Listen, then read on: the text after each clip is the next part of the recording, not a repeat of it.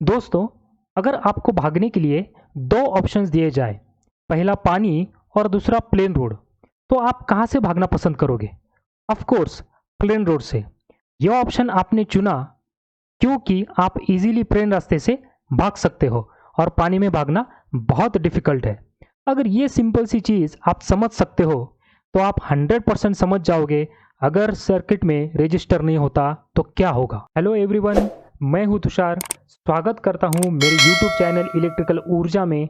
तो चलिए दोस्तों, शुरुआत करते हैं आज के वीडियो को।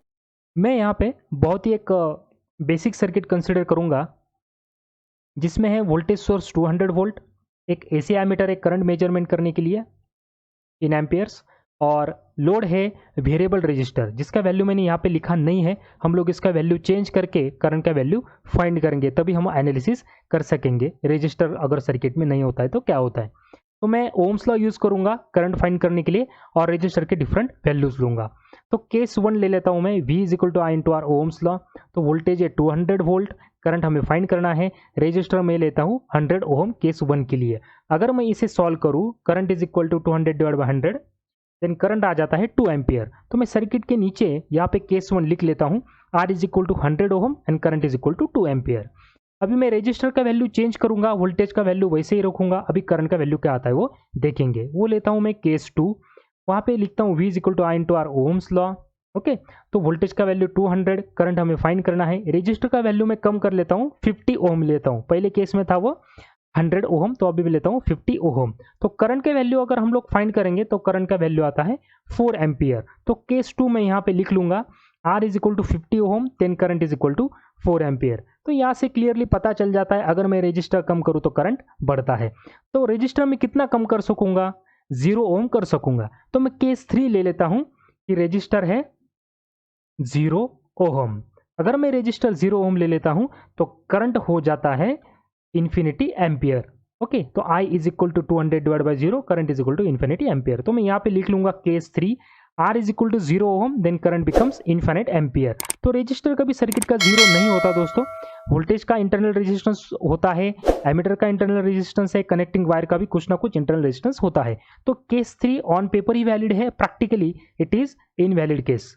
ओके, लेकिन रजिस्टर का वैल्यू बहुत कम हो गया तो करंट बहुत ज़्यादा बढ़ता है, ये तो करेक्ट है।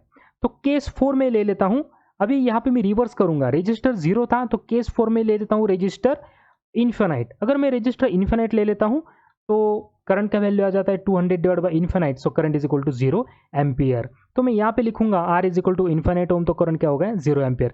दोस्तों, अगर करंट 0 हो गया तो इलेक्ट्रिसिटी भी ट्रांसमिट नहीं हो सकती और एक कोई भी इक्विपमेंट चल नहीं सकता, और करंट इन्फिनाइट हो गया तो सब जल जाएगा। तो दोनों केस क्या हो गए? इनवैलिड। लेकिन अगर रजिस्टर 0 होता है तो करंट होता है इन्फिनाइट। तो इन चारों केस में से ये पता चल जाता है कि रजिस्टर अगर कम हो गया तो करंट बढ़ता है और रजिस्टर बढ़ गया तो करंट कम होता है। वीडियो के स्टार्टिंग में मैंने आपको जो एग्जाम्पल बताया वो आपके सामने है। इस रनिंग में ऑफ कोर्स प्लेन रास्ते पे भागने वाला लड़का जीतेगा, जो यहाँ पे आपको दिख भी रहा है, क्योंकि opposition offered by the rod is very very less as compare to the water.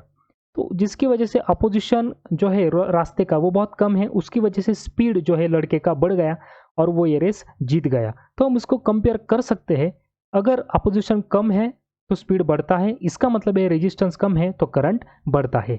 ये रास्ते का एग्जाम्पल हम लोग कंपेयर कर सकते हैं केस 2 में, जो हमने इस स्लाइड से पहले 4 केसेस देखी, उसमें केस 2 उसमें रेजिस्टेंस था 50 ओम और केस 1 में था रजिस्टर 100 ओम। तो हम लोगों ने रेजिस्टेंस कम किया तो यहाँ पे करंट बढ़ गया था इस केस में। तो हम इस सर्किट को रोड के एग्जांपल से कंपेयर कर सकते हैं दोस्तों। तो देखिए, resistance is 50 ohm, that is less, so current is 4 ampere, ज़्यादा बढ़ गया। तो अपोजिशन कम हो गया, लेस, तो करंट यहाँ पे बढ़ गया। तो दूसरी केस जो है वो है वाटर की। तो वाटर की केस में अपोजिशन बहुत बढ़ जाता है तो इसके लिए स्पीड कम हो जाता है, और जो लड़का पानी में से भाग रहा है वो रेस हार जाता है। तो हम उसको कंपेयर कर सकते हैं कि अगर रेजिस्टेंस बढ़ गया तो करंट कम हो जाता है। तो ये जो वाटर का केस है, हम लोग उस 4 केस में से केस 1 से कंपेयर कर सकते हैं। देखो, केस 1 में रजिस्टर था 100 ओम, और केस 2 में रेजिस्टेंस है 50 ओम। तो रेजिस्टेंस यहाँ पे क्या हो गया, बढ़ गया। तो रेजिस्टेंस बढ़ गया तो करंट क्या हो गया, कम। तो जैसे अपोजिशन बढ़ता है, अपोजिशन बढ़ गया तो स्पीड कम हो जाता है, वैसे ही अगर रेजिस्टेंस बढ़ गया तो करंट कम हो जाता है।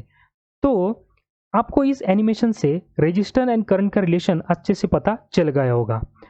अगर मान लो कोई आपको सवाल पूछ लेता है कि define resistor and what will happen if resistor is absent और zero in the circuit, then अभी जितना आपने पढ़ा है आप उसको अच्छे से आंसर कर सकते हो कि register it is an electronic device which opposes the flow of current.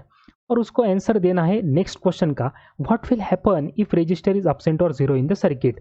तो अगर रजिस्टर नहीं होता तो शॉर्ट सर्किट हो जाता, अगर रेजिस्टेंस नहीं होता मतलब रेजिस्टेंस है जीरो तो करंट होता है इन्फिनाइट, तो कंडीशन हो जाती है शॉर्ट सर्किट की कंडीशन।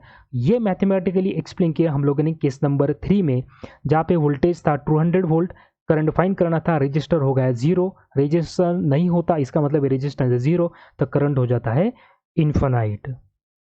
तो आपको ये वीडियो ज़रूर पसंद आ गया होगा दोस्तों।